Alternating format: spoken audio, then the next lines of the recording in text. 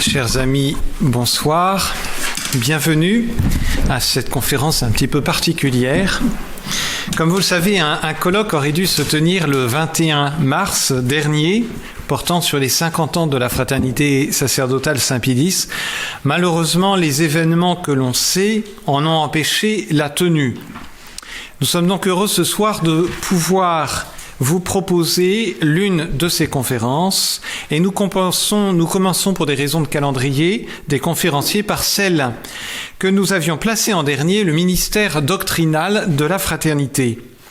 50 ans de fraternité Saint-Pédis, c'est un jubilé d'or. C'est l'occasion de faire un point, de regarder par-delà son épaule pour considérer le chemin parcouru.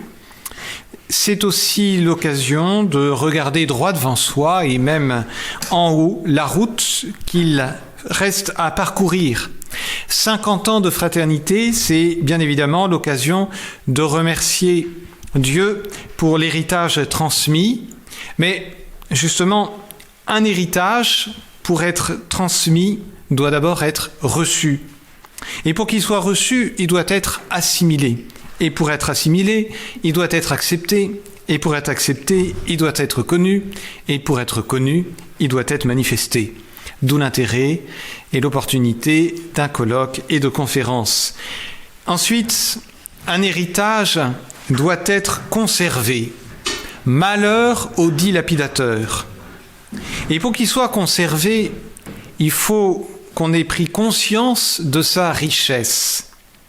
D'où l'intérêt de ces conférences. Puis, un héritage doit être augmenté. Je vous renvoie à la parabole des talents. Et pour qu'il soit augmenté, il faut qu'il soit médité, développé, mis en exercice, appliqué. C'est le sens de 50 ans d'existence. Enfin, un héritage, après avoir été reçu, assimilé, augmenté, doit être transmis. Comment serait-il transmis? Sans sujet à qui le donner, sans auditeur pour l'écouter, sans bénéficiaire pour s'en emparer. Pour mieux connaître la fraternité et son héritage, sa richesse, nous avions pensé, parmi d'autres sujets, en aborder 6. L'héritage spirituel de Monseigneur Lefebvre et la fraternité, puis le patronage de Saint-Pédis. Pourquoi Monseigneur Lefebvre avait-il choisi ce grand pape? Ensuite, l'enracinement laïque à la fraternité a été accueilli par de nombreux laïcs qui ont eu leur place dans cette histoire. Et puis 50 ans de fraternité, c'est que 50 ans aussi de relations romaines. 50 ans d'histoire, de promesses et de menaces et de sanctions. La fraternité, c'est aussi, et nous y faisions allusion le 1er novembre, une œuvre d'église, une œuvre fondée par l'église, pour l'église. Enfin, la fraternité a opéré un ministère doctrinal. La conférence de ce soir porte sur ce ministère doctrinal. C'est sans doute l'un des aspects les plus saillants et les plus constants de notre chère fraternité, celui qui est peut-être le moins accepté, quoique le plus regardé, le plus attentivement considéré, car on accepte que la fraternité et des maisons de retraite spirituelle, ce n'est pas l'aspect le plus suivi. On regarde, on prend acte, en revanche, de son combat doctrinal. C'est le plus visible, c'est le plus controversé. C'est un ministère extrêmement important, car, comme l'a si bien dit le Concile de Trente, la justification commence et s'opère par la foi. Sans la foi, nul ne peut plaire à Dieu, a dit saint Paul, et toucher à la foi, c'est saper la doctrine, c'est détruire les fondements même de la rédemption du Christ. Pour faire court, autant dire que cette conférence mérite toute votre attention et je suis heureux et honoré de donner la parole à monsieur le supérieur de district, monsieur l'abbé de Jornat, qui, outre ce titre, fut l'un des experts chargés par la fraternité Saint-Pédis de débattre de la doctrine, justement, dans les colloques qui ont opposé le Saint-Siège et la fraternité Saint-Pédis en 2009-2011. Je vous laisse donc, monsieur le supérieur, avec joie, la parole. Alors, je n'aborderai pas cette question de la fraternité dans ses rapports avec Rome, puisque c'est le sujet d'une conférence autre que celle-ci.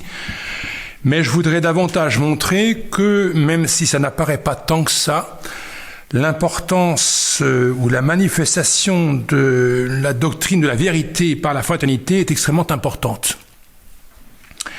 Tout commence dans l'Écriture sainte, c'est saint Jacques qui a écrit une épître, qui a 5 chapitres seulement, et ce sont les 2 derniers versets de saint Jacques qui sont importants, puisque dans les 2 derniers versets de chapitre 5 de saint Jacques, eh bien l'apôtre nous dit « Mes frères, si l'un d'entre vous s'égare des chemins de la vérité et que quelqu'un l'y fasse rentrer, qu'il sache que celui qui convertira un pécheur et le retirera de son égarement sauvera son âme de la mort et couvrira la multitude de ses péchés. » Vous savez que la devise de Monsieur Lefebvre, outre Credidarity, a fait inscrire sur son tombeau « Tradidi quodaccepi ». Et c'est effectivement ce qu'il a fait toute sa vie, mais en particulier en fondant la fraternité Saint-Pédis. Il va tout simplement, disait-il, mais c'est tout un programme, livrer ce que lui-même avait reçu. Il va transmettre. Et c'est extrêmement important aujourd'hui, puisqu'on voit que justement, la transmission n'est plus faite. Il y a, quoi qu'on en dise, une rupture provoquée par le Concile Vatican II, même si cette rupture a été préparée ou si les âges antérieurs disposaient à cette rupture. Il n'empêche qu'il n'y a qu'à voir les dernières encycliques parues actuellement par le pape François, il y a comme une rupture, en tout cas dans la manifestation d'une vérité antérieure au Concile. Il n'est jamais fait plus aucune allusion, sinon par hasard, au magistère antérieur, aux docteurs antérieurs, à Vatican II. Alors, Monseigneur, effectivement, Lefebvre va livrer à ses disciples que nous sommes, ce qu'il a lui-même reçu. Et ce qu'il a reçu, il l'a reçu d'une oreille attentive et bienveillante. Il l'a reçu de ses maîtres au séminaire français, qui lui ont transmis un héritage, justement. Cet héritage qui tente à disparaître, si nous n'étions pas là, on pourrait le penser.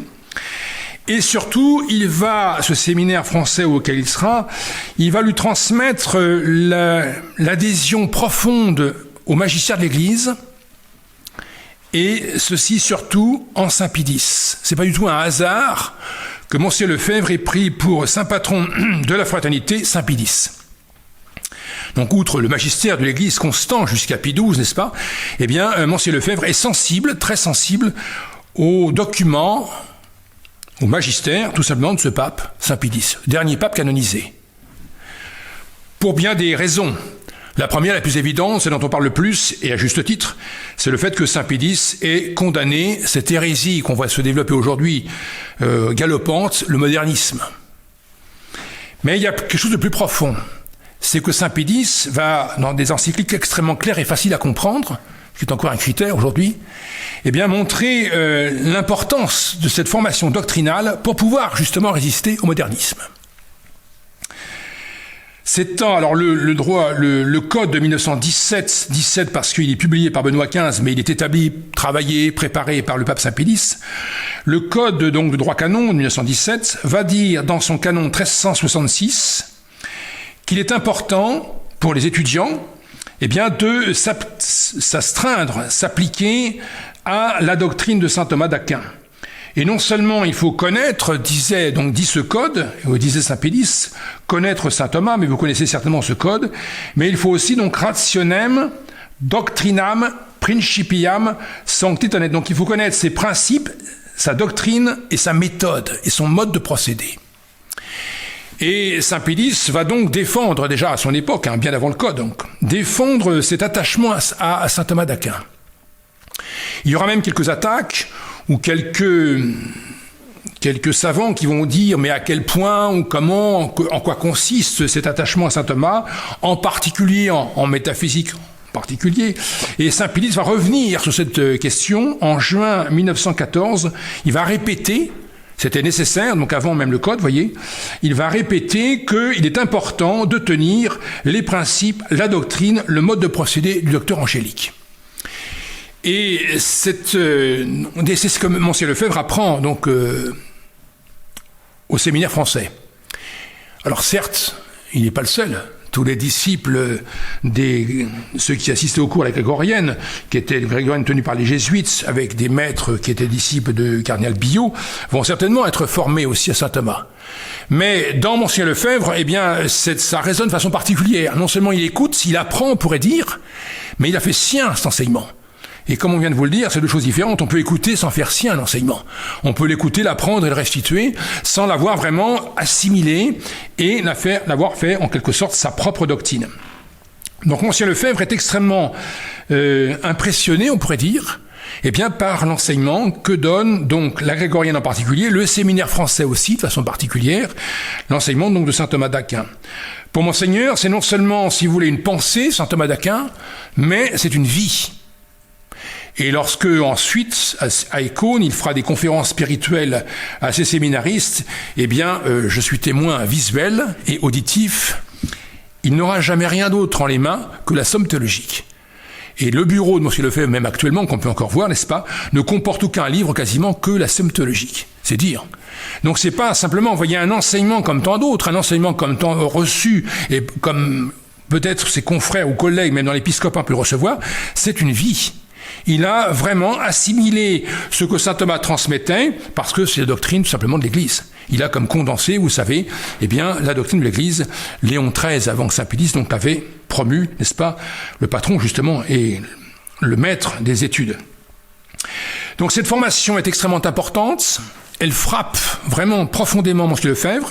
La meilleure preuve, c'est que lorsqu'il va fonder la Fraternité Saint Pie X, il va établir des statuts, un règlement, et dans ces statuts qui sont les nôtres, il y a 2 paragraphes dans lesquels il insiste sur cette formation nécessaire pour pouvoir justement non seulement vivre chrétiennement, et vivre d'ailleurs comme de saints prêtres, parce que c'est ce qu'ils souhaitent, mais savoir aussi résister justement aux erreurs modernes qui se développent. Monseigneur Lefebvre n'est pas naïf, loin de là.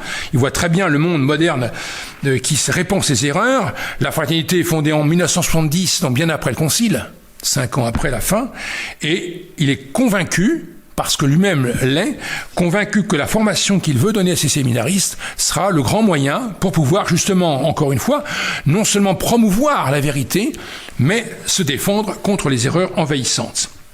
Il va donc insister sur la formation des prêtres, qui, dit-il, doivent être non seulement saints, on pourrait dire ça va de soi, mais qui doivent aussi avoir, dit-il, une science suffisante.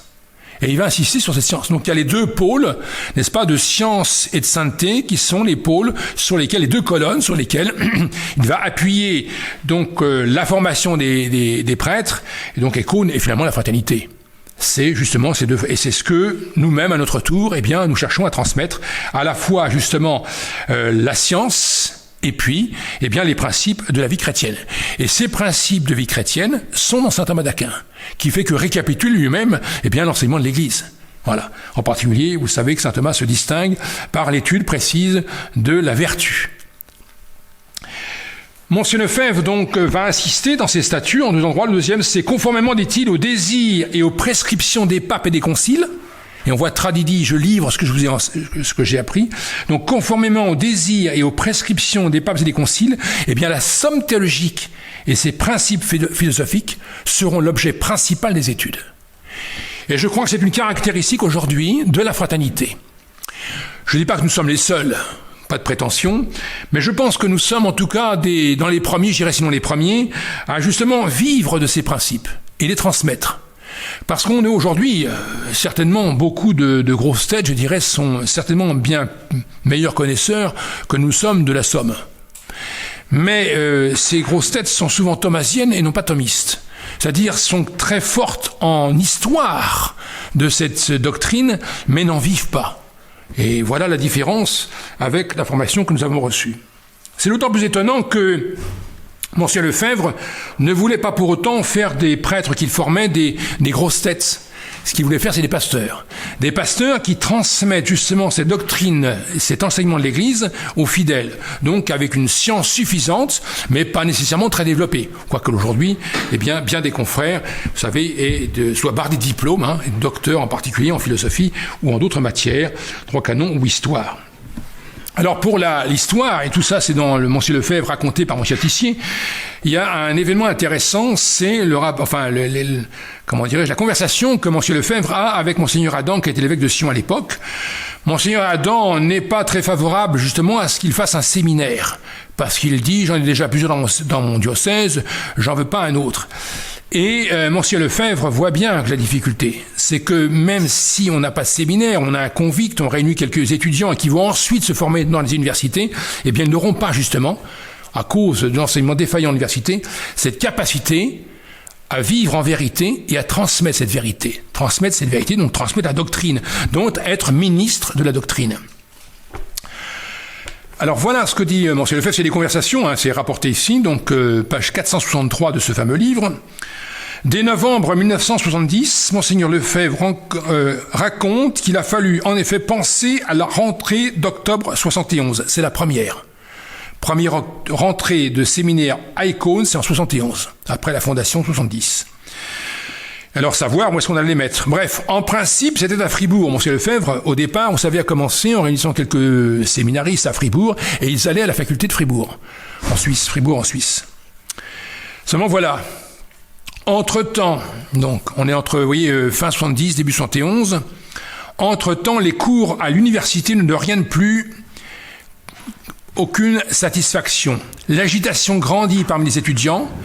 L'avenir, alors, paraît donner raison au révérend Père Philippe, qui me disait dès le début, « Un jour proche viendra, vous devrez faire les cours par vous-même. » Ça paraît simple, anodin, c'est le grand reproche qu'on nous a fait.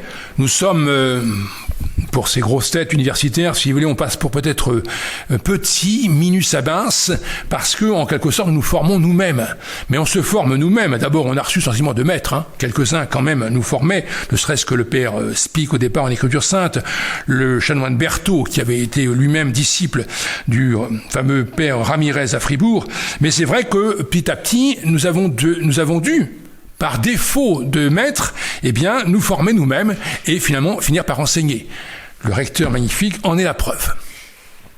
C'est important de voir qu'effectivement, par le travail que nous avons fourni nous-mêmes, par les maîtres, quelques maîtres qui ont voulu, eh bien, quand même s'astreindre à nous former, nous avons pu transmettre, justement, eh bien, nous espérons toujours transmettre cette formation importante, cette formation d'esprit. C'est ça qui est important, c'est la formation d'esprit. Vous voyez, c'est pas simplement savoir quelque chose. Parce que ça, beaucoup savent. On peut apprendre beaucoup de choses. Il y a des gens qui ont des mémoires considérables, mais il y a plus que savoir. Il y a, encore une fois, vivre de ce qu'on sait. Donc il y a vraiment la transmission d'une doctrine, d'une vie. C'est pour ça que notre ministère est un ministère doctrinal. C'est un ministère...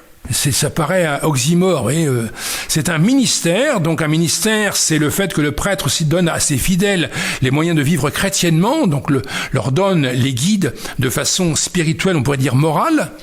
Mais cette transmission, cette injonction à ses fidèles de vivre chrétiennement est un ministère doctrinal, c'est-à-dire s'appuyant sur des principes extrêmement importants de doctrine. Et ces principes sont à la fois théologiques et philosophiques. Et c'est là que la question est importante, parce que, eh bien, pour faire une bonne théologie, pour pouvoir avoir un enseignement doctrinal qui soit effectivement respectable, et nous le fûmes, puisque nous avons été, vous le savez, on vient de vous le dire, appelés à Rome finalement pour discuter de façon doctrinale. Donc vis-à-vis de personnes éminentes qui ont reconnu, je pense, c'est indéniable, la doctrine qu'on pouvait avoir, parce qu'on défend à juste titre nos positions avec des arguments, une argumentation. Donc pour avoir une argumentation, un ministère doctrinal qui tienne, eh bien, il faut avoir une bonne théologie. Théologie, c'est l'enseignement de l'Église, finalement, catholique et surnaturel. Mais cette bonne théologie, pour qu'elle soit bonne, il faut qu'elle soit bien assise, finalement, sur une philosophie. Et là, il y a une petite difficulté intéressante, c'est que Monsieur Lefebvre, lorsque justement, il veut fonder son séminaire, il veut des prêtres saints et savants, mais savants, je vous l'ai dit, non pas outre mesure, savants relativement. Il faut une science élaborée, sans être pour autant docteur, ni en philosophie, ni en théologie, quoique lui-même le fût. Alors il estime qu'en 5 ans, on peut former un séminariste. 5 ans, c'est court. Mais il dit, voilà, il suffit de faire 50 séminaires et puis on aura en 5 ans, n'est-ce pas, une bonne formation. D'autant plus que M. Lefebvre a une idée géniale, c'est qu'avant de commencer les études, il met en place ce qu'on appelle une année de spiritualité, et ça c'est nouveau, c'est lui qui va mettre ça en place, c'est copié aujourd'hui partout, c'est-à-dire une espèce de noviciat. Les prêtres ne sont pas des religieux, mais accomplissent comme un noviciat, si vous voulez, qui apprennent les rudiments de la vie spirituelle, religieuse, profonde, avant de commencer vraiment les études. Et Monseigneur Lefebvre, par 3 fois, devant les professeurs, a exposé son point de vue en disant qu'il il ne voyait pas la nécessité, ou même il voyait une contre-indication à faire de la philosophie avant la théologie, parce on risquait dans cette méthode de faire des prêtres rationalisants, ou rationalistes même. Et il craignait beaucoup que justement cette préparation un peu trop grande de philosophie ne déforme un peu l'esprit des étudiants, donc des séminaristes, et les rende trop rationnels en quelque sorte, et pas assez surnaturels. Et on voit là, Monsieur Lefebvre, si vous voulez, le pasteur, l'évêque, qui veut des prêtres saints, encore une fois, savants, mais pas rationalistes, surtout pas, puisque effectivement c'est un défaut que Vatican I a condamné. Alors, il estime donc finalement, la philosophie nécessaire à la théologie pourra se faire au cours de l'enseignement théologique. Et on voit là, à la fois, si vous voulez, la pondération de cet évêque, parce que Monsieur Lefebvre est évêque, il a quasiment eu toutes les fonctions qu'on pouvait avoir dans l'Église. À part pape, je pense qu'il a tout fait, n'est-ce pas ? Il va donc exposer son point de vue, encore une fois, devant les professeurs de séminaire, et par 3 fois, sans que ces professeurs-ci ne soient concertés, puisque c'est à 3 époques différentes, les professeurs vont lui dire, Monseigneur, c'est pas possible. Donc vont s'opposer, si vous voulez, à son projet. Je dois le dire d'ailleurs, j'en fus une série. Enfin, j'étais professeur à un moment où il est revenu sur cette sujet. Ils m'ont dit non, c'est pas possible. Pourquoi ? Parce que, alors Monsieur Lefebvre, il était un peu déçu, si vous voulez, parce qu'on l'a dit, parce que les études qu'on fait maintenant en secondaire ne sont plus suffisantes en philosophie pour pouvoir aborder la théologie immédiatement. Donc il est nécessaire de reprendre une bonne formation philosophique pour entreprendre, comme il convient, une formation théologique. Donc, Monsieur Lefebvre, vous voyez, et c'est là qu'on voit sa prudence. Il n'a pas, agi avec force en disant, votre avis m'importe peu, je veux que ça soit comme ça, et ça sera comme ça, et ça n'a pas été. Monsieur Lefebvre savait écouter. Là, on voit sa prudence dans toute matière, en particulier. Donc il va, laisser finalement, ou bien accepter finalement que les séminaristes reçoivent une bonne formation philosophique avant de faire des études de théologie. Et donc finalement, on part de 5 ans d'études, on arrivera finalement à 6 ans pour que les études soient suffisamment correctement bien faites et pour que les prêtres puissent transmettre un enseignement complet. Et je crois que, c'est rare que nous soyons mis en défaut, n'est-ce pas, par des philosophes ou des théologiens, grâce justement à cette formation qu'on a reçue. Et qui au départ vient de maîtres qui étaient d'ailleurs, il y a eu beaucoup de dominicains, quelques dominicains qui sont venus faire des cours au séminaire, les premiers, et qui ont transmis leur savoir aux premiers, qui ensuite, les ont transmis aux suivants, et dont nous sommes maintenant. Donc voilà, si vous voulez, le mode selon lequel Monsieur Lefebvre veut justement faire des prêtres, des ministres, mais forts en doctrine, dans le bon sens du terme. Donc pas rationalistes, mais dont la doctrine est éprouvée et assimilée. Il y a au séminaire, vous savez, un enseignement, ce qu'on appelle la philosophie politique. Alors, alors Monseigneur aussi voulait, si vous voulez, qu'on fasse très peu d'éthique, parce qu'il disait l'éthique, la vie naturelle n'existe pas. Il n'existe qu'une éthique surnaturelle. On est dans un monde, qu'on le veuille ou non, qui est surnaturel. Tout a commencé par la création d'Adam, le péché originel, la restauration par Jésus-Christ, et la fin n'est que surnaturelle. On s'achemine tous, apparaître à la fin ultime, n'est-ce pas, devant Jésus-Christ. Il n'y a pas d'autre solution. C'est justement le grand combat doctrinal contre l'écuménisme. Alors, quelle éthique faire ? Quelle politique enseigner ? Un des premiers professeurs de politique au séminaire d'Écône fut l'abbé Olagnier, que quelques-uns peut-être ont connu. Alors, Monsieur Lefebvre lui donne quelques conseils avant de faire ce cours de politique. C'est intéressant parce que Monsieur Lefebvre, vous savez, est au séminaire français au moment de l'Action française. Et il a comme maître, n'est-ce pas, qu'il a marqué énormément, donc le père Le Floch. Très convaincu justement de la doctrine, convaincu du bien fondé en tout cas de l'Action française. Alors voilà ce que Monsieur Lefebvre dit à l'abbé Olagnier. En politique, et c'est très important pour voir, si vous voulez comprendre l'esprit de ce ministère doctrinal qu'il veut que nous ayons. En politique, nous pouvons avoir nos idées personnelles, pourvu qu'elles concordent avec la doctrine de l'Église. Vous voyez, toujours tradidi, je vous transmets ce que j'ai reçu. Et il avait été lui-même on pourrait dire dans la bataille. Mais le séminaire, lui, n'est pas attaché à telle ou telle forme politique. Si vous connaissez les enseignements de Saint Pédis, c'est quasiment la reprise d'un texte de Saint Pédis dans une de ses encycliques, en particulier contre le sillon. Il le disait exactement, nous n'avons pas à être attachés à telle ou telle forme politique. Parce que l'important, c'est justement la doctrine de l'Église. Là, il faut nous placer plus haut, dit M. Lefebvre. Il faut nous placer plus haut. Il y a seulement les principes de la politique générale enseignés par l'éthique. La démocratie reste dangereuse parce qu'elle oscille entre l'anarchie et la dictature. On voit ça aujourd'hui. Mais attention chez nous, n'imitons pas le séminaire pirate de Barcelone qui a éclaté à la suite d'une division entre carlistes et partisans de Juan Carlos. On voit la prudence, voyez, de M. Lefebvre, même politique. Nous sommes en matière politique. Mais en même temps, ce qui est important, vous voyez la façon dont il voit toutes les choses, vues de haut, diraient les colloques de l'Institut. Et c'est très important. Monseigneur, vous voyez, Lefebvre nous a donné un enseignement, nous transmet un enseignement, qui est toujours l'enseignement de l'Église, donc il voit les choses effectivement toujours de haut. Et c'est très important. Et c'est comme ça, je pense, que notre ministère est effectivement doctrinal. Lorsque il est querelle, Monsieur Lefebvre en a connu beaucoup. À l'intérieur même du séminaire, il y a eu plusieurs débats, plusieurs graves crises à l'intérieur du séminaire, des gens qui n'étaient pas d'accord, qui étaient dans un sens ou dans l'autre. Monsieur Lefebvre ne rentrait, si vous voulez, jamais, je dirais, dans le débat à égalité des débattants. Ne rentrait jamais à égalité dans la polémique. Il savait justement retrouver le principe de haut et finalement manifester la vérité, même si tous ne l'acceptaient pas. Et c'est vraiment ces principes qu'il nous a transmis. Savoir justement, toujours, voir de haut les choses. C'est-à-dire, sous un regard, et c'est Saint Pédis. C'est vraiment Saint Pédis. Sous un regard, si vous voulez, d'éternité.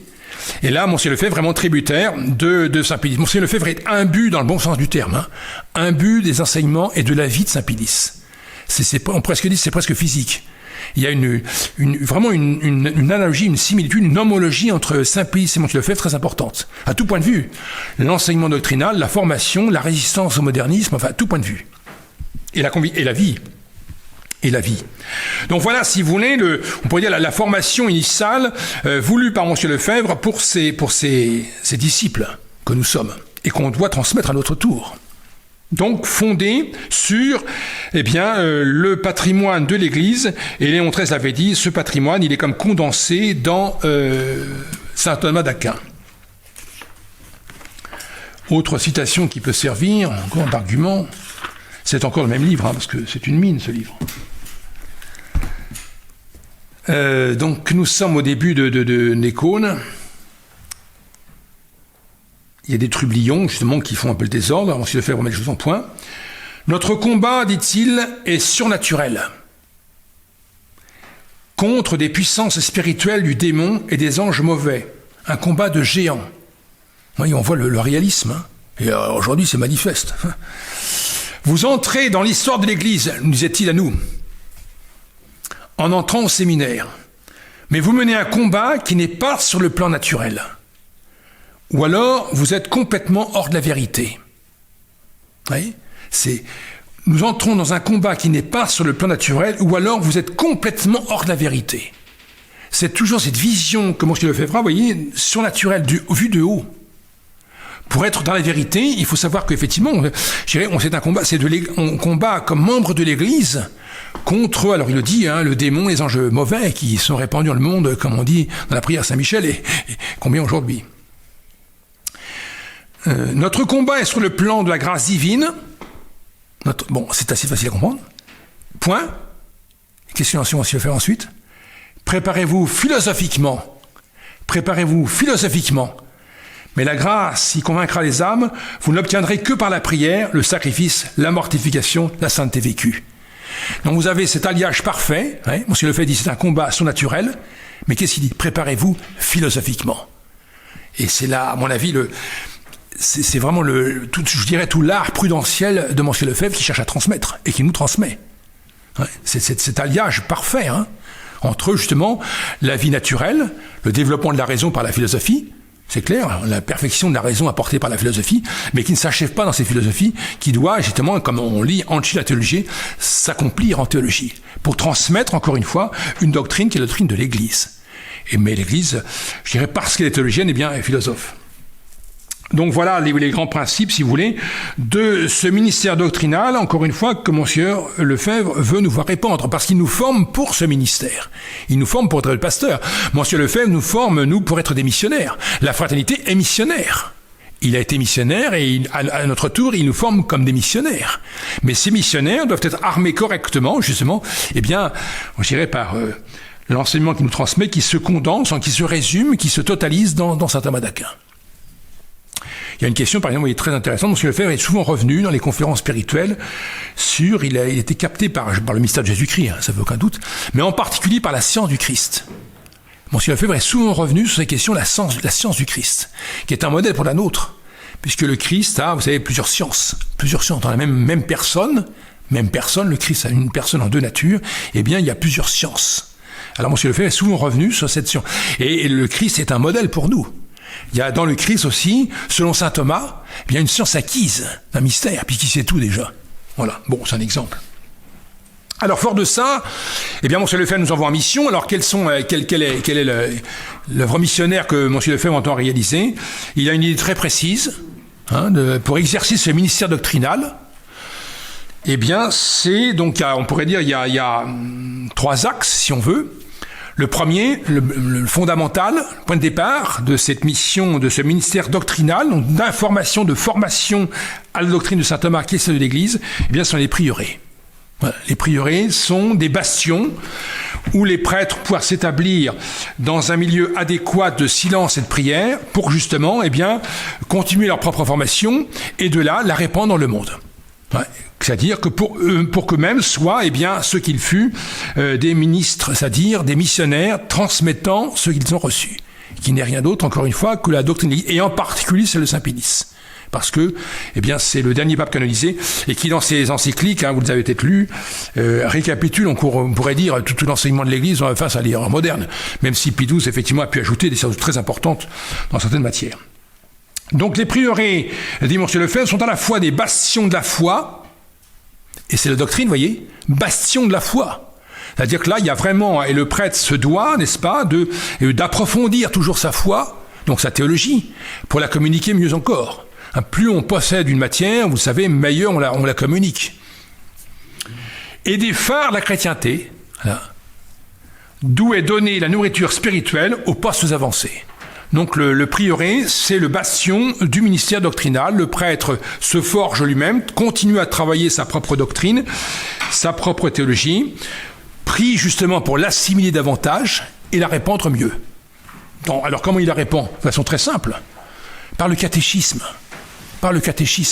Et vous connaissez peut-être cet adage de l'abbé Berthaud, qui fut théologien de Monseigneur Lefebvre au Concile: pour faire du catéchisme aux enfants, j'ai besoin de toute ma théologie.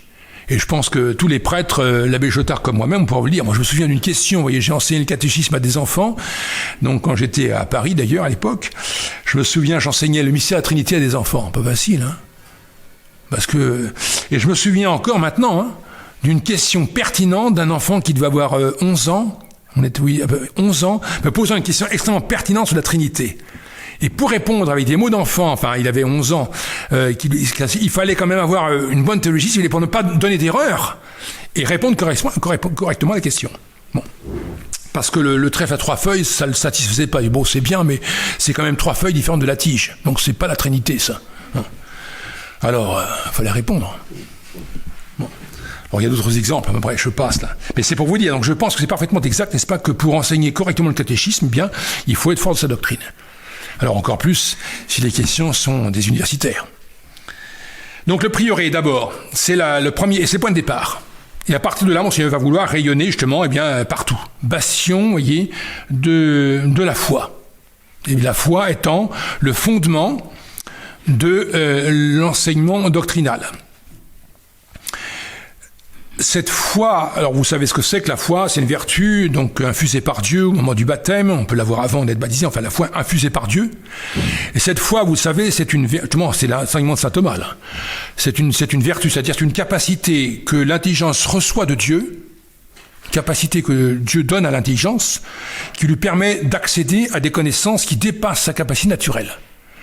Par la foi, vous savez, l'intelligence est capable d'appréhender telle qu'elle est la Trinité.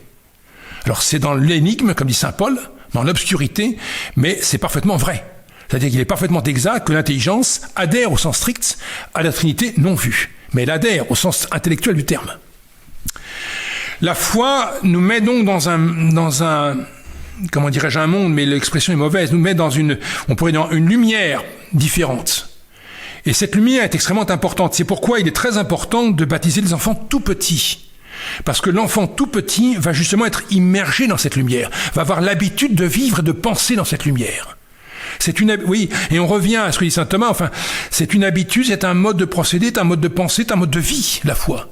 Donc la foi, c'est pas simplement une acquisition de connaissances, c'est pas seulement la connaissance, l'apprentissage du catéchisme, qui est absolument nécessaire, mais c'est par le catéchisme, dans le catéchisme, un mode de vie. Donc les prieurés sont extrêmement importants, justement parce que, ils vont promouvoir cette foi et pousser justement les enfants, ou les parents plutôt, à baptiser leurs enfants tout petits à la naissance. Encore une fois, parce que c'est très important que cet enfant ait cette habitude tout petit.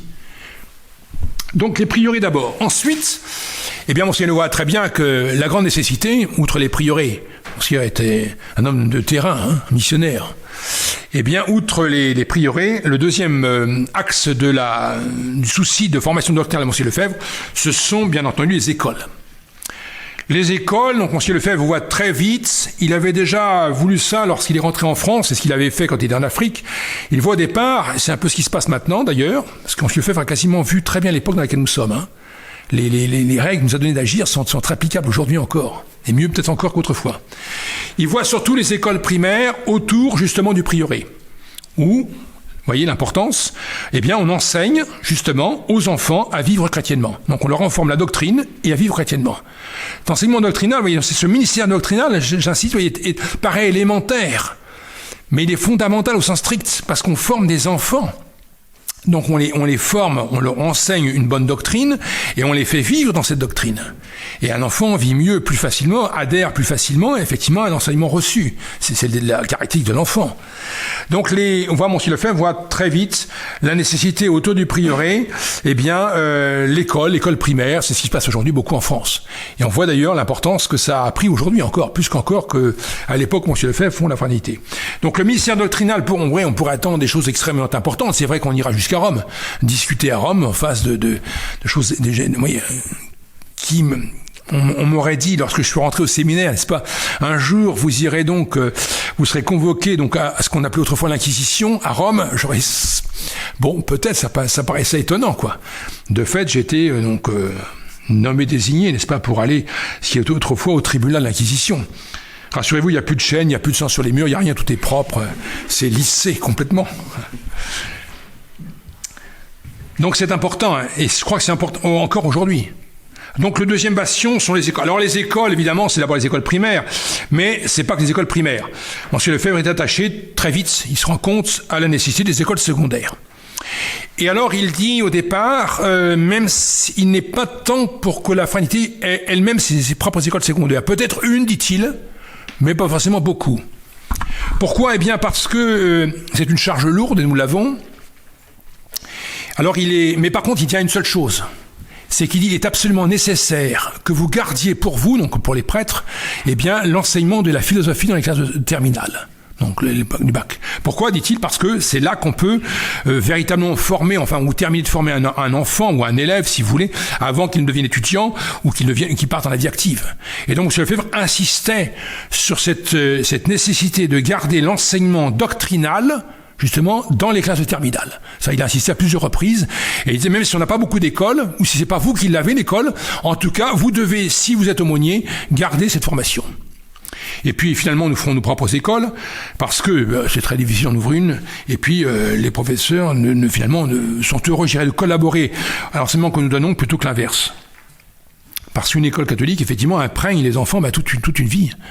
Et l'enseignement doctrinal se donne petit, mais aussi grand. Et d'où la nécessité, alors là, c'est vraiment des cours de philosophie en terminale, outre, effectivement, les cours de doctrine chrétienne. Et puis, alors, grâce à Dieu, n'est-ce pas, et c'est la providence fait bien les choses, nous y sommes, c'est la fondation de cette université. Ce qui est loin d'être négligeable. Je crois que c'est la seule université, n'est-ce pas, où il est notoire, pour ceux qui ne sont pas sourds ni aveugles, où on enseigne saint Thomas d'Aquin. C'est la seule, enfin gentil, tel que j'ai au début, où on enseigne, c'est-à-dire on n'étudie pas si le latin, je dirais médiéval, d'un homme qui s'appelle Thomas, ou on n'étudie pas, si vous voulez, cette œuvre médiévale de la Somme, mais on l'étudie pour en vivre. C'est-à-dire on étudie saint Thomas d'Aquin comme principe doctrinal et de vie. Et c'est quasiment la seule. Alors je parle en France. Puis il y en a une équivalente aux États-Unis. Donc je parle surtout pour la France. Donc l'Institut Saint-Pédis, c'est l'exemple même, n'est-ce pas, eh bien, de cette volonté d'accomplir un magistère doctrinal. Et là, pour effectivement des étudiants qui ensuite seront, eh bien, professeurs à leur tour, n'est-ce pas, pères de famille, etc. Et ces écoles, cette université, eh bien, ont elles-mêmes attaché, alors soit des revues, soit des colloques, qui paraissent, voyez, peut-être sans importance, petits tirages, mais ou peut-être ou conférences qui vont paraître sur la Porte Latine ou YouTube, je sais où, mais qui ont beaucoup plus d'importance que vous ne croyez. Lorsque ça nous arrive d'avoir des contacts, si vous voulez, avec des évêques ou des personnes politiques importantes, il y a des allusions manifestes à ce que nous avons dit ou fait. C'est-à-dire qu'on ne vous dira pas, on a regardé ce que vous dites, on ne vous dira pas, on a écouté votre conférence, mais on sait très bien que, eh bien, nous sommes, heureusement d'ailleurs, nous sommes écoutés et vus. J'ai encore eu une allusion il n'y a pas longtemps avec un évêque qui n'était pas tout à fait d'accord, qui me retorquait justement des phrases d'un sermon. On s'est dit, oui, ils sont attentifs. Eux. C'est dire l'importance, vous voyez, donc c'est vrai qu'il ne faut pas se faire d'illusions. Nous sommes petits, nous sommes un petit nombre. Mais le nombre, là, n'a pas d'importance. L'importance, c'est la conviction, justement, la conviction que nous vivons d'une doctrine qui n'est pas la nôtre, qui est la doctrine de l'Église, nous en vivons, nous l'avons reçue, et nous voulons la transmettre. Et nous la transmettons, même si peu sont ceux qui la reçoivent. Cette doctrine est toujours, voyez, elle existe, cette doctrine, elle est transmise, elle est vécue. Je dirais, c'est une des phases de la tradition. Et là, c'est pour ça que notre ministère doctrinal n'apparaît pas vraiment, mais il est très important. Parce que c'est la preuve, justement, c'est la preuve, eh bien, qu'on peut vivre encore aujourd'hui dans le monde complètement, je dirais, décadent dans lequel nous sommes, qu'on peut vivre vraiment de ce que nous enseignons et de ce à quoi nous croyons.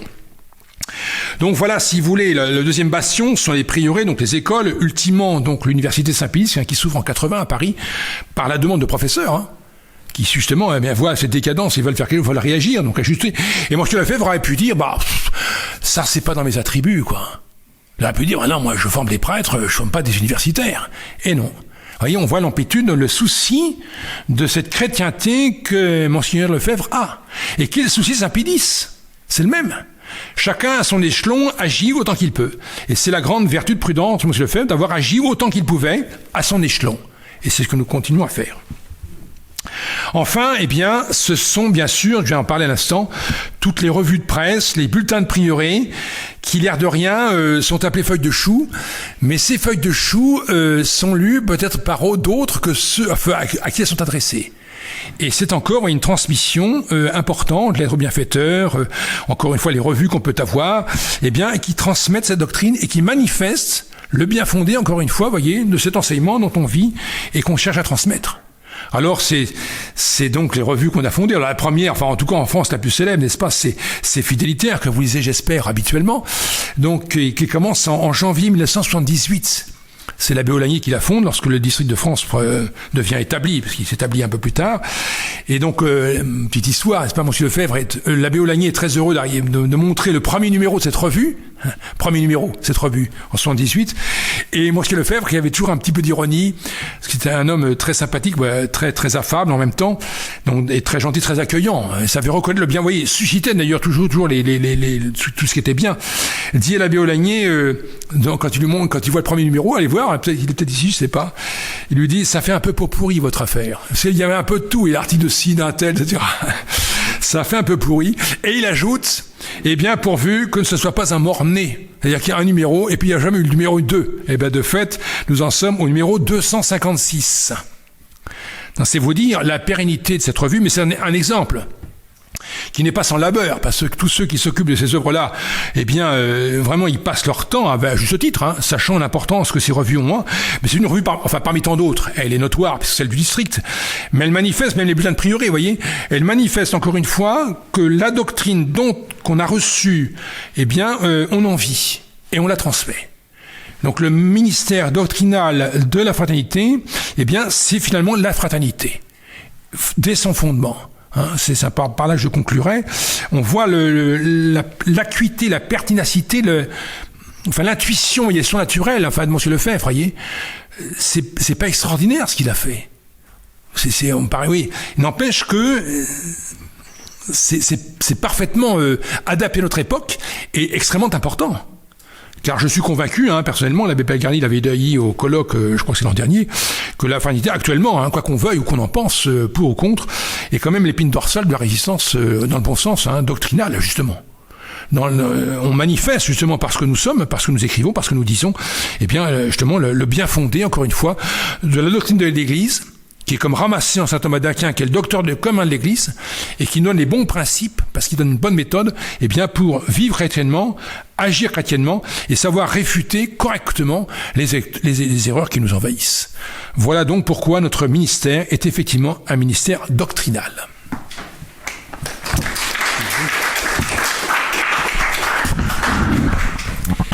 Merci beaucoup, Monsieur le Supérieur, de cette conférence qui a éclairé cette expression peut-être un peu énigmatique, ministère doctrinal. Vous nous avez bien montré que la fraternité transmettait cette lumière. On le dit dans le prologue de Saint Jean, erat lux veraque illuminat omnem hominem venientem in mundum. Il y avait la vraie lumière qui illumine tout homme venant en ce monde. Dieu est lumière, le Verbe est lumière et il éclaire tout homme. Et la fraternité transmet à son tour cette lumière qu'elle a elle-même transmise. Et c'est là pas le moindre des bienfaits que peut procurer la fraternité à son modeste niveau dans l'Église. Il y a encore un petit peu de temps, peut-être que nos auditeurs ont quelques questions à poser.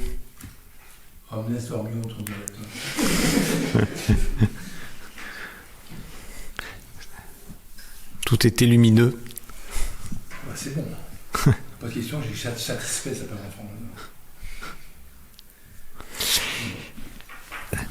C'est la première conférence sur ce sujet des 50 ans de la fraternité. Finalement, elle aura pu se tenir, cette conférence. Et il y en aura une, si Dieu veut, la semaine prochaine. Également sur ce sujet des 50 ans de la fraternité, sur un autre héritage, non pas l'héritage doctrinal de Monseigneur Lefebvre, ni le ministère doctrinal de la fraternité, mais l'héritage spirituel de la fraternité. Monseigneur Lefebvre a été ce soldat du Christ, ce combattant de la foi, mais il a été aussi un maître spirituel qui a légué à la fraternité un héritage et qui n'est autre là aussi que l'héritage commun de l'Église. Il y a quelque chose de très lumineusement simple chez Monseigneur Lefebvre, et il a voulu transmettre cet héritage de la messe et du sacerdoce. C'est le sujet qu'abordera Monsieur l'abbé Castelin la semaine prochaine, l'héritage spirituel de Monseigneur Lefebvre et de la fraternité. Et puis pour ceux qui sont ici, vous pouvez vous procurer des enregistrements qui ont été faits par le séminaire d'Écône sur le trésor de notre foi, par exemple à Monseigneur Lefebvre, des coffrets thématiques des enseignements de Monseigneur Lefebvre. Il y en a quelques-uns là, de même qu'il y a un enregistrement de notre colloque sur la messe de Paul VI.